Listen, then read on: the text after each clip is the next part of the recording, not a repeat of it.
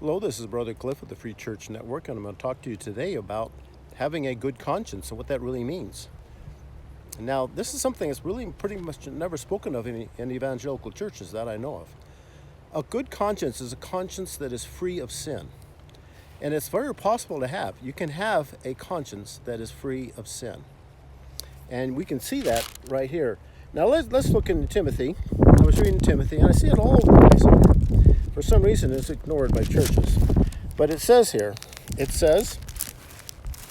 now the end of the commandment is charity out of a pure heart and of a good conscience and of faith unfeigned. Okay, wow, a good conscience. What's that?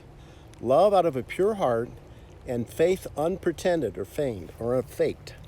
And then in chapter 2, he's talking about deacons, that they must hold the mystery of the faith, verse 9, in a pure conscience.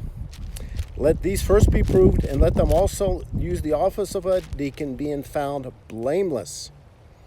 And their wives must be faithful in all things. And then in chapter 4, actually that's chapter 3. In chapter 4, he says, the Spirit especially speaks in the last days, some shall depart from the faith, giving heed to seducing spirits and doctrine of the devils, speaking lies and hypocrisy, having their conscience seared with a hot iron. And so he's talking about having a good conscience and the possibility to have that. And then chapter 1, verse 19, he says he's charging Peter to fight a good warfare. And he says in verse 19, holding faith and a good conscience. So it is possible to have a conscience free of sin. That's the point of this message. But it seems to contradict that in verse 15, chapter 1. It says, this is a faithful saying, worthy of all acceptation, that Christ Jesus came into the world to save sinners, of whom I am chief. So they use this all the time to say that Paul was still sinning. And Paul, no, he was not. He was talking about his before Christ. And you can tell that from verse 16.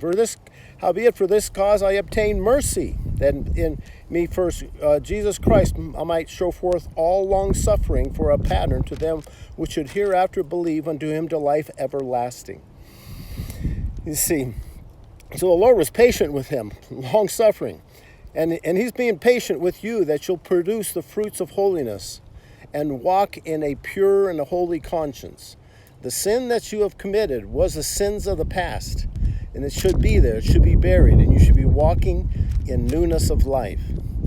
Thank you for listening to this message, and go to our website at freechurch.church. God bless you.